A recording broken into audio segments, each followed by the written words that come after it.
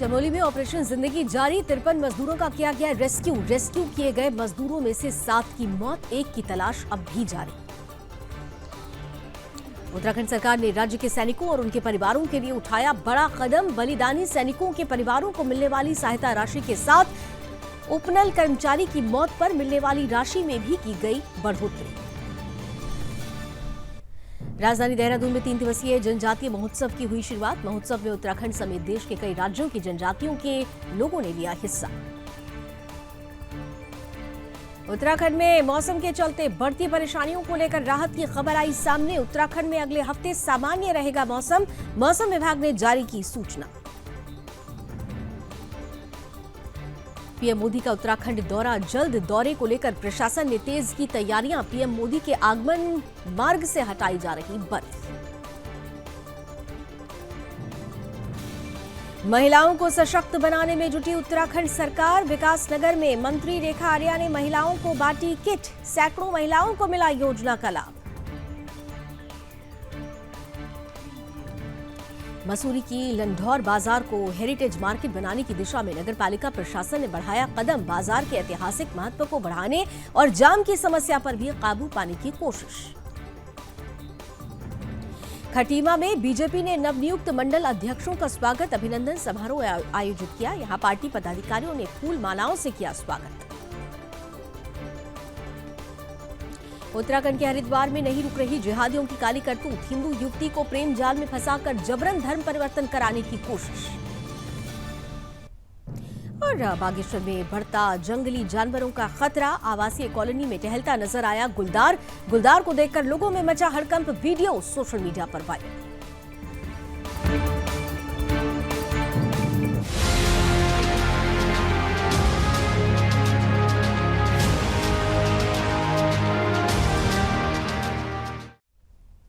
नमस्कार, अपना उत्तराखंड देख रहे हैं आप। आपके साथ मैं हूं लावनी विनीत। आइए बुलेटिन की शुरुआत इस वक्त की बड़ी और अहम जानकारी के साथ करते हैं।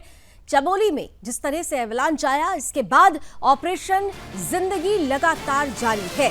53 मजदूरों का रेस्क्यू किया गया, लेकिन इन 53 मजदूरों में से 7 मजदूरों की मौत की खबर है। इसी के साथ 1 की तलाश अब भी जारी है। बड़ी और अहम जानकारी, देवभूमि में जो एवलांच आया था, खासतौर पर माना गांव में लगातार ऑपरेशन जिंदगी से जुड़ी हुई जो तैयारियां थी, जो रेस्क्यू ऑपरेशन था, वो शुक्रवार से ही जारी है। और अब तक जो खबर आ रही है उसके अनुसार चमोली में 53 श्रमिकों का इस ऑपरेशन जिंदगी के तहत रेस्क्यू किया गया। लेकिन दुखद यह है कि 53 में से 7 मजदूरों को बचाया नहीं जा सका है और अब भी 1 मजदूर की तलाश लगातार जारी है। पहाड़ों पर लगातार बर्फबारी की वजह से, मौसम खराब होने की वजह से चैलेंजेस बहुत ज्यादा आ रहे हैं और इस चैलेंज को देखते हुए कहीं बारिश हाहाकार दिखा रही है, बर्फ गिर रही है, लेकिन इन चैलेंजेस को देखते हुए रेस्क्यू में बीच में थोड़ी दिक्कतें जरूर आई थी, लेकिन तमाम जवानों ने मोर्चा संभाल रखा था। 200 से ज्यादा जवान, जिसमें बीआरओ की टीम भी शामिल थी, आईटीबीपी के जवान, एनडीआरएफ, एसडीआरएफ की टीम और साथ ही साथ चीता हेलीकॉप्टर के जरिए लगातार निरीक्षण किया जा रहा था, पता लगाने का प्रयास किया जा रहा था। अंततः सफलता मिलती है। 53 श्रमिकों को रेस्क्यू किया जाता है, लेकिन दुखद यह है कि इसमें 7 मजदूरों की मौत हो जाती है और 1 मजदूर का अभी भी रेस्क्यू जारी है। और मारा गांव में बचाए गए मजदूर हैं, जो लेबर्स हैं, उनकी तरफ से भी अब प्रतिक्रियाएं आ गई हैं। क्या कुछ उनका कहना है, आइए आपने सुनिए। पता नहीं चला सर, कुछ हम कंटेनर में थे अपने यहाँ ना, अचानक से कुछ एवलांच टाइप का आया और हमारे जो जितने भी कंटेनर थे सबको उड़ा के लेके गया। बर्फबारी हो रही थी, थोड़ा तूफान टाइप का आ गया था ना, उसके साथ बर्फ भी आई और थोड़ा सा एवलांच टाइप का आया। ऊपर से थोड़ा हाइट है वहाँ पे ना, और जैसे नीचे गिरा उसी के झटके से पूरे कंटेनर, हमारे 7-8 कंटेनर पूरे उड़ के चले गए थे। घंटे नहीं रहे हम तो, मुश्किल से 10-15 मिनट में वार पार हो गए। सारे कंटेनर टूट गए थे। फिर हम खुले बिखरे पड़े थे बर्फ में, जैसे जैसे होश आए वैसे वैसे हम उठने लगे। फिर हम आर्मी कैंप की तरफ बर्फ में जैसे तैसे भाग के गए। ऐसा मंजर मैंने कभी नहीं देखा। हाँ, वो कंटेनर हवा में उड़ रहे थे साहब। हम 9 बंदा थे एक कंटेनर में। कंटेनर जब उड़ा ना तो उसमें से कंटेनर के साथ कुछ लोग उड़े और कुछ कंटेनर से बाहर निकल गए साहब। तो आपने सुना कि उन श्रमिकों को जिन्हें रेस्क्यू किया गया था, रोंगटे खड़ा कर देने वाला वो मंजर था। श्रमिकों ने बताया कि जो कंटेनर्स थे वो तितर बितर हो गए। बीआरओ की ये टीम जो होती है वो 12 महीने यहाँ पर होती है। जब कभी बर्फबारी होती है तो रोड्स को क्लियर करने की रिस्पॉन्सिबिलिटी इस टीम की होती है, और ये लोग भी नेशनल हाईवे 7 को क्लीन करने का प्रयास कर रहे थे, और उसी दौरान ये प्राकृतिक आपदा आती है। बहरहाल इस वक्त आपकी टीवी स्क्रीन पर 4 बड़ी तस्वीरें चल रही हैं। मुख्यमंत्री पुष्कर सिंह धामी लगातार इस घटना के बाद से रेस्क्यू ऑपरेशन से जुड़ी हुई पल पल जानकारी लेते हुए नजर आए हैं। खुद आपको याद होगा कि वो जोशीमठ भी पहुंचे हुए थे, वहां पर रेस्क्यूड लेबर्स से उन्होंने मुलाकात की थी, और हर वक्त हर पल धामी महत्वपूर्ण बैठक करते हुए जानकारी लेते हुए नजर आए हैं। बीआरओ जवान जब जोशीमठ पहुंचे थे उस वक्त भी मुख्यमंत्री वहां पहुंचते हैं। घटनास्थल पर पहुंचकर उन्होंने श्रमिकों से बातचीत की, हवाई निरीक्षण भी किया था उस तमाम जगह का, माना गांव का, जहां पर एवलांच आया था। इसी के साथ साथ आप देखिए जो दूसरी तीसरी तस्वीरें हैं जिसमें रेस्क्यू ऑपरेशन जो लगातार जारी है।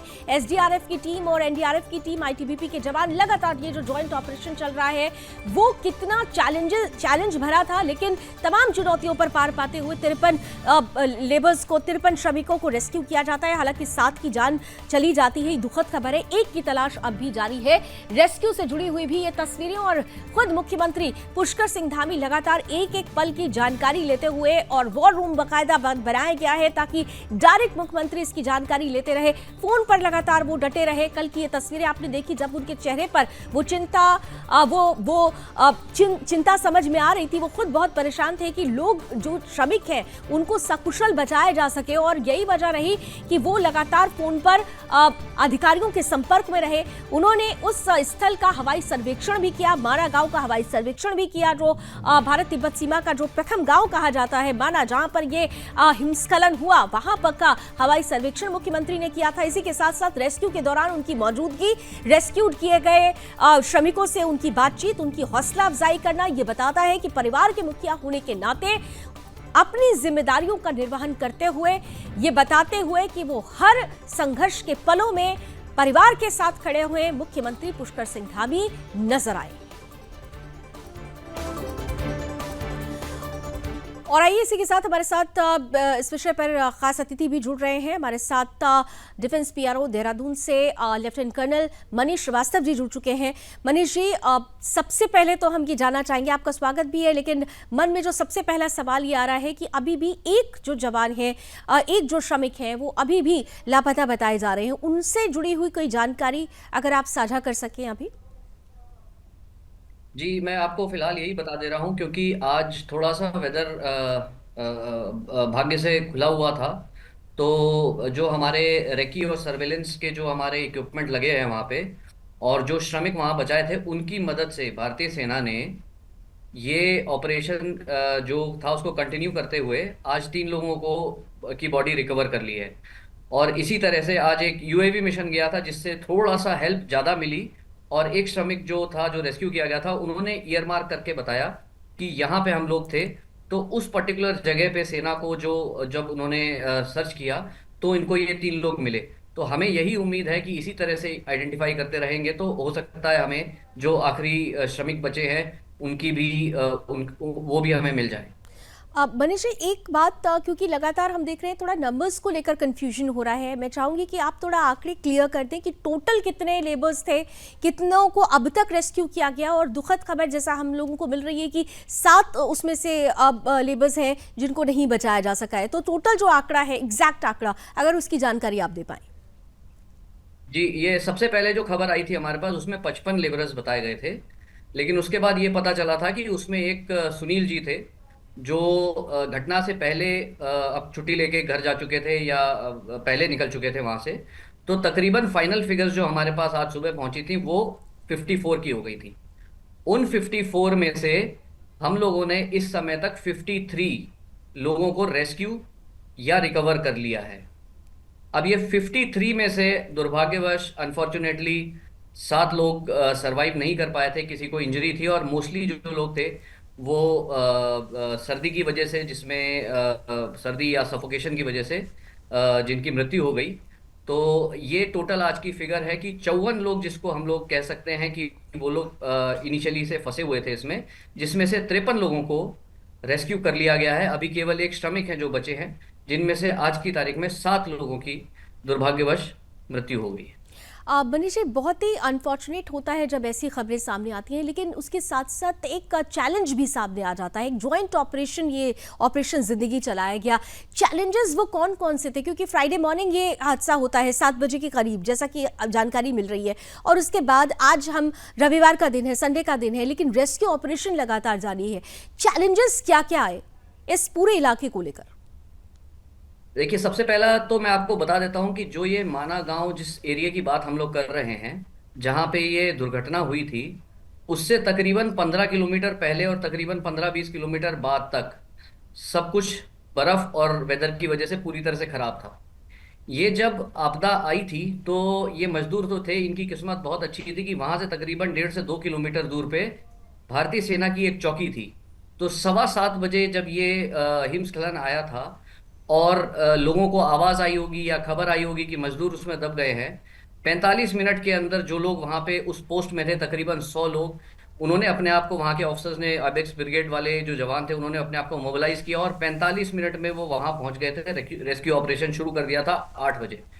अब इसमें समस्या यही है कि आज की तारीख तक भी, जब अभी वेदर खुला हुआ है, तब भी तकरीबन 15 किलोमीटर पहले तक इस विलेज से सड़कें पूरी तरह से बंद हैं।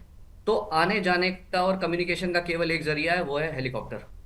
तो पहली चीज तो जितने लोग हैं अभी वहां पे, एक तो वेदर से जूझ रहे हैं, दूसरा पिछले अभी 60 घंटे, तकरीबन 60-65 घंटे होने को आए हैं, लगातार वो बर्फ में, बारिश में, बिना सोए बिना थके काम कर रहे हैं। तो थकावट उनमें जरूर आ रही होगी, लेकिन उनका जो जज्बा है उसी से वो लोग चलते जा रहे हैं। तीसरी चीज, जो इक्विपमेंट है उनके पास, इनिशियली जो इक्विपमेंट था, एक फौज की जो टुकड़ी होती है, उनके पास अपने सर्वाइवल के लिए और रेस्क्यू और इस तरह के ऑपरेशन करने के लिए कुछ इक्विपमेंट जरूर रहता है, लेकिन जो एडवांस्ड इक्विपमेंट होते हैं, सर्वेलेंस इक्विपमेंट होते हैं, कोई रेडार सिस्टम होता है जो एवलांच के नीचे डिटेक्शन कर सके, वो सब चीजें रेडीली अवेलेबल नहीं होती हैं।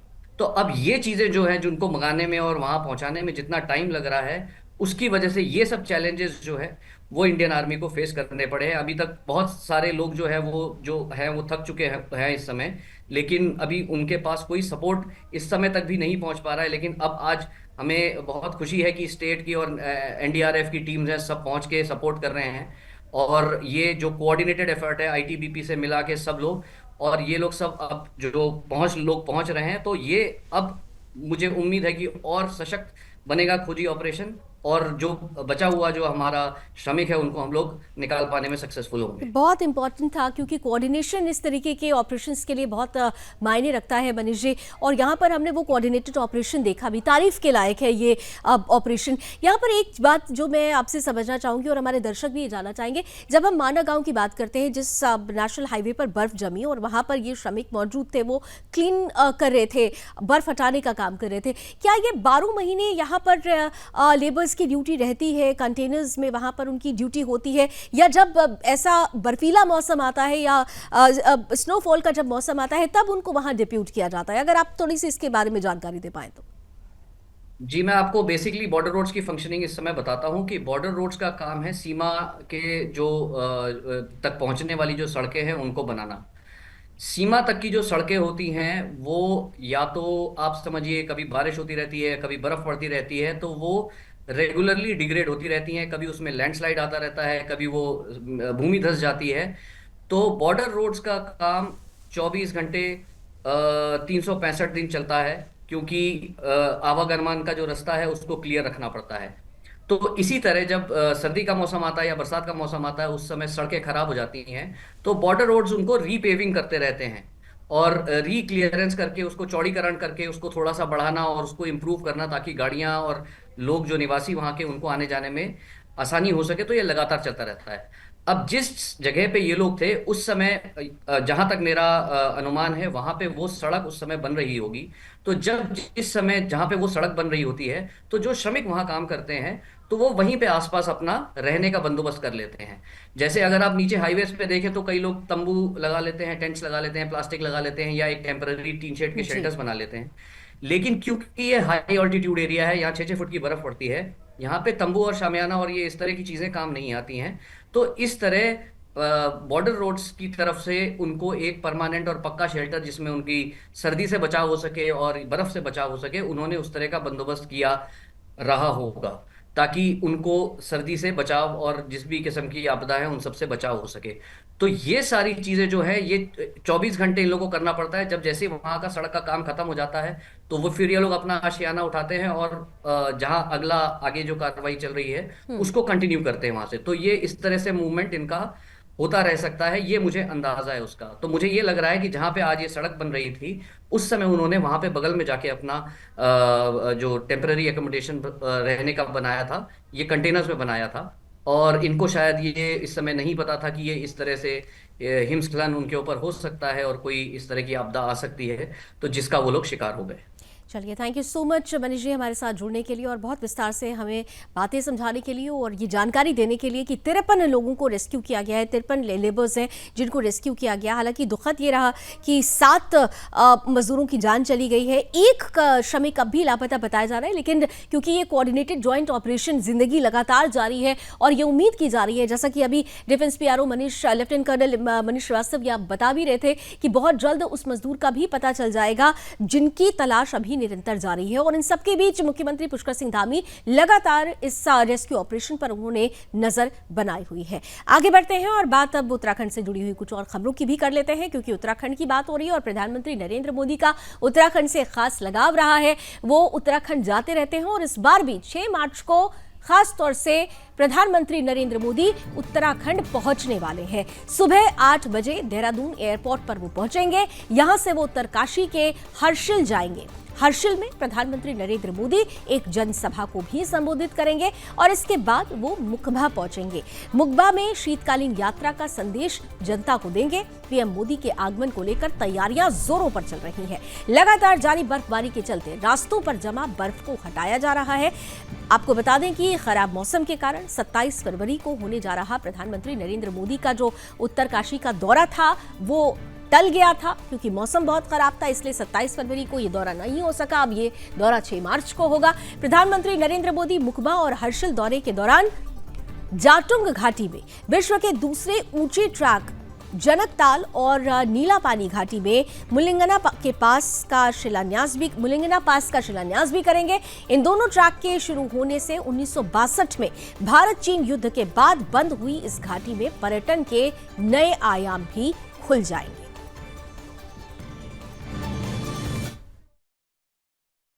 माननीय प्रधानमंत्री जी 6 मार्च को उत्तराखंड के 1 दिवसीय भ्रमण पर आ रहे हैं। प्रातः 8 बजे जौली ग्राउंड पर वो लैंड करेंगे और यहाँ से हेलीकॉप्टर से हर्षिल के लिए प्रस्थान करेंगे। वहाँ पर एक सार्वजनिक कार्यक्रम को भी वो संबोधित करेंगे और मुखबा में माँ गंगा के जो शीतकालीन प्रवास का स्थान है वहाँ पर पूजा अर्चना करेंगे और अन्य उनके कुछ कार्यक्रम वहाँ पर है। और करीब 12:30 बजे के करीब वो यहाँ से वापस दिल्ली के लिए प्रस्थान करेंगे। तो प्रधानमंत्री के आगमन को लेकर उत्साह और उमंग भी नजर आ रहा है। तैयारियां जोरों पर है और इन सब के बीच जब हम उत्तराखंड की बात करते हैं, उत्तराखंड नाम लेने से ही हमारे सामने खूबसूरत नज़ारे और प्राकृतिक सौंदर्य का चित्र आने लगता है। वहीं अगर प्राकृतिक सौंदर्य के साथ संस्कृति का सौंदर्य भी बिखर जाए तो क्या कहने। दरअसल कहते हैं कि ऋषि मुनियों ने सैकड़ों साल तपस्या करके इसे दिव्य भूमि, इसे देव भूमि बनाया और यही वजह रही कि हम और आप देव भूमि उत्तराखंड बोलते भी हैं, जिसका वैभव पाने के लिए श्रद्धालु मीलों की यात्रा करके अपने भगवान के दर्शन को आते हैं। देवभूमि उत्तराखंड, जिसकी हवा में है गंगा आरती की सुगंध और शाम स्वयं में समेटे है ढेर सारी शीतलता। देवभूमि से श्रद्धालुओं का एक अलग ही लगाव है, जिसे देखते हुए धामी सरकार ने शीतकालीन यात्रा की शुरुआत भी की है, जिसके माध्यम से श्रद्धालु अब पूरे साल तीर्थों में भगवान के दर्शन आसानी से कर सकेंगे। रिपोर्ट देखते हैं।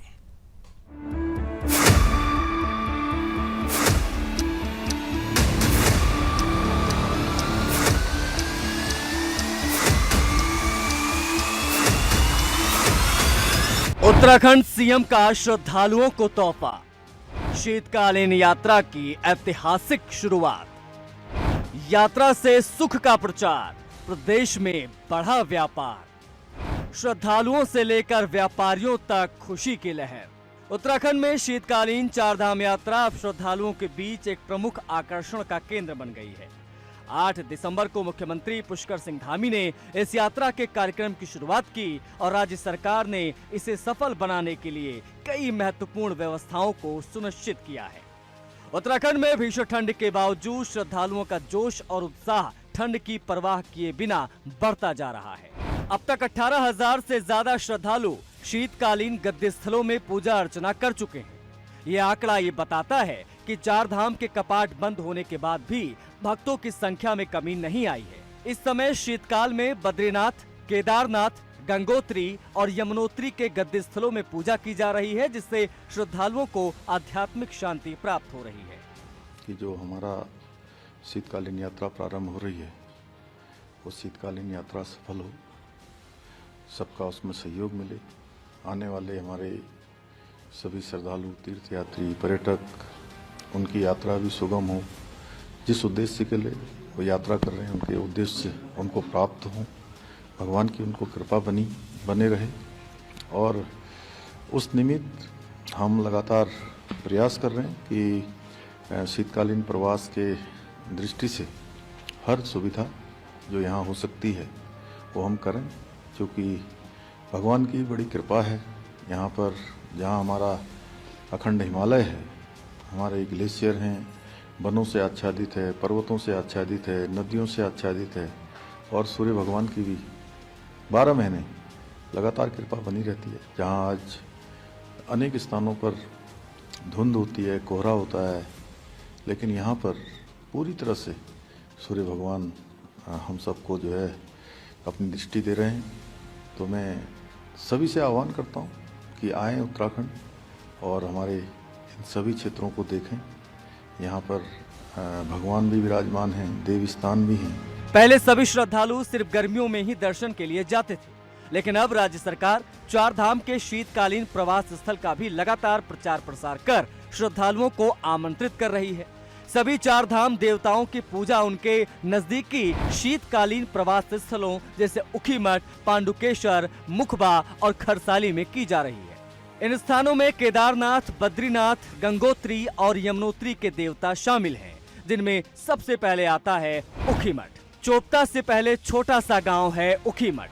केदारनाथ के शीतकालीन निवास के रूप में है प्रसिद्ध। कपाट बंद होने पर यहाँ विश्राम करते हैं भगवान शिव। ऊखीमठ के ओंकारेश्वर मंदिर में किया जाता है स्थापित। दूसरा पांडुकेश्वर, बद्रीनाथ मंदिर का शीतकालीन निवास है पांडुकेश्वर। योग ध्यान बद्री मंदिर में रखी जाती है मूर्तियां, बद्रीनाथ का प्रवेश द्वार होने के कारण लोकप्रिय। तीसरा खरसाली, यमुनोत्री मंदिर का शीतकालीन स्थान है खरसाली। समंदर तल से 2675 मीटर की ऊंचाई पर स्थित है। उत्तरकाशी के शहर में एक छोटा सा गांव है। यहाँ भारत का सबसे पुराना शनिदेव मंदिर भी है। देवी यमुना की मूर्ति सर्दियों में शनिदेव मंदिर में रखी जाती है। चौथा मुखबा, मुखबा हरिसल में एक छोटा सा गांव है। सर्दियों में देवी गंगा की मूर्ति को यहाँ स्थापित किया जाता है। गंगोत्री मंदिर से मुखबा लाई जाती हैं मूर्तियां। शीतकालीन यात्रा को लेकर प्रदेश का हर विभाग अपनी पूरी तैयारी के साथ सहयोग कर रहा है। यात्रा को लेकर आपदा सचिव विनोद कुमार सुमन का कहना है कि शीतकालीन यात्रा काफी जोरों पर चल रही है। मुख्यमंत्री पुष्कर सिंह धामी का सपना साकार हो रहा है। लगातार श्रद्धालुओं की संख्या बढ़ रही है। अब तक 20,000 से ज्यादा श्रद्धालु दर्शन कर चुके हैं। यही नहीं, यात्रा में शीतकालीन यात्रा के दौरान श्रद्धालुओं की सुरक्षा व्यवस्था का भी खासा ध्यान रखा जा रहा है, जिसकी जानकारी देते हुए गढ़वाल आईजी राजीव स्वरूप ने कहा कि शीतकालीन यात्रा काफी अच्छे ढंग से चल रही है। अभी तक 1000 से ज्यादा श्रद्धालु रोजाना दर्शन कर रहे हैं। ये संख्या दिन पर दिन बढ़ती जा रही है। हमें बताने में काफ़ी खुशी हो रही है कि शीतकालीन यात्रा काफ़ी जोरों में चल रही है और माननीय मुख्यमंत्री जी ने जो सपना देखा था वो साकार होता हुआ दिख रहा है। लगातार श्रद्धालुओं की संख्या बढ़ रही है। कल भी लगभग 608 लोग आए हैं शीतकालीन यात्रा पे और अब तक कुल 20,000 से ज़्यादा लोग आ चुके हैं शीतकालीन यात्रा पे और लगातार इसका संदेश जा रहा है लोगों में। और बर्फबारी के कारण शीतकालीन यात्रा के साथ साथ जहाँ पे बर्फ़ वगैरह पड़ी है, वहाँ पे बड़ी संख्या में कई हज़ार लोग आए हैं अलग से। इस तरह से श्रद्धालुओं की संख्या लगातार उत्तराखंड में बढ़ रही है। देखिए, हमारी जो शीतकालीन यात्रा है वो काफ़ी अच्छे ढंग से चल रही है और अभी तक अमूमन कम से कम 1000-1500 के लगभग लोग जो हैं प्रत्येक दिन हमारे परिक्षेत्र में शीतकालीन धामों में आ रहे हैं और ये संख्या दिन ब दिन बढ़ ही रही है। तो ये काफ़ी अच्छी बात है कि शीतकालीन ऋतु में भी लोग उत्तराखंड में आगमन कर रहे हैं, तीर्थाटन कर रहे हैं और उनके लिए प्रॉपर से ही पहले से व्यवस्था की गई है कि सिक्योरिटी के लिए और जगह जगह पे उनको गाइड किया जाता है कि जहाँ पे अगर कहीं बर्फबारी है तो कहाँ पे रुकना है और जहाँ पे रुकते हैं वहाँ पे उनको वो ऐसी जगह पे रुकवाते हैं हम लोग जहाँ पे उनको एक शेल्टर अच्छा मिले। तो काफ़ी अच्छी यात्रा चल रही है और मुझे उम्मीद है कि ये यात्रा और भी ज़्यादा अच्छी चलेगी और भी संख्या में श्रद्धालु पूरे देश से और विदेशों से आएंगे। वहीं उत्तराखंड पर्यटन विभाग भी श्रद्धालुओं को शीतकालीन यात्रा के लिए खास ऑफर दे रहा है। गढ़वाल मंडल विकास निगम के गेस्ट हाउस में ठहरने पर 25% तक की छूट दी जा रही है। इसके अलावा मंदिर समिति के गेस्ट हाउस भी श्रद्धालुओं के लिए उचित कीमतों पर उपलब्ध कराए जा रहे हैं ताकि सभी श्रद्धालु बिना किसी परेशानी के यात्रा का आनंद ले सके। शीतकालीन यात्रा को लेकर GMVN के महाप्रबंधक यानी दयानंद सरस्वती ने कहा कि इस शीतकालीन यात्रा के लिए हम पूरी तरह से तैयार हैं। यात्रा से स्थानीय लोगों को बढ़ाए जाने का प्रयास हमारा विभाग कर रहा है। चारधाम यात्रा 2024 की हुई, उसमें GMVN ने कुछ पैकेजेस बनाए थे यात्रा के और MMT से भी उसने हमारा कोलैबोरेशन था। उसके तहत 2024 में हम लोगों का जो टोटल प्रॉफिट रहा वो हम लोग पॉजिटिव रहे, हम लोगों ने मुनाफा हमारा रहा। और जैसे माननीय मुख्यमंत्री महोदय द्वारा निर्देश दिए गए हैं तो शीतकालीन यात्रा में भी GMVN बढ़-चढ़कर प्रतिभाग कर रहा है और उसमें जैसे माननीय मुख्यमंत्री महोदय द्वारा निर्देश दिए गए थे सभी यात्रीगणों को और श्रद्धालुओं को नियमानुसार हम लोग छूट भी प्रदान कर रहे हैं। अपने TRH में अपने रुकने की व्यवस्था हम लोग कर रहे हैं, खाने में भी हम लोग छूट दे रहे हैं। तो इस बार आशा है कि जो हमारा शीतकालीन यात्रा है इसमें भी हम लोग प्रॉफिट में रहेंगे। तो कुल मिला के साल भर GMVN एक्टिवेट अपने सभी TRH को कर रहा है और अभी हम लोगों ने शीतकाल में भी कुछ पैकेजेस बनाए हैं जिसमें हम लोगों ने जो यात्रा के में पड़ने वाले जितने भी TRH हैं उनको भी हमने इंक्लूड किया गया है। उसमें हम लोगों ने अन्य यात्रा के साथ साथ हम लोगों ने एडवेंचर टूरिज्म को भी उसमें वो किया गया है। तो अभी हम लोग का प्लान है कि हम लोग ज़्यादा से ज़्यादा लोगों को इसमें इन्वॉल्व करें और ऐसा एक अनुभव देने लोगों को जिससे कि GMVN को काफ़ी एक अच्छा कवरेज मिले। शीतकालीन यात्रा का प्रचार प्रसार करने के लिए CM धामी ने प्रधानमंत्री मोदी को भी निमंत्रण दिया है। अपने दिल्ली दौरे पर गए CM धामी ने PM को यात्रा का निमंत्रण दिया था। PM मोदी फरवरी में शीतकालीन यात्रा का दौरा कर सकते हैं। उत्तराखंड में 25 साल बाद शुरू हुई शीतकालीन यात्रा में श्रद्धालुओं को सुगम और सुरक्षित यात्रा कराने का जो संकल्प मुख्यमंत्री ने लिया है उसी का परिणाम है कि शीतकालीन यात्रा में श्रद्धालुओं का सैलाब उमड़ रहा है, जो कि प्रदेश की आर्थिकी को बेहतर करने में मील का पत्थर साबित हो रहा है। Bureau report, Sudarshan news.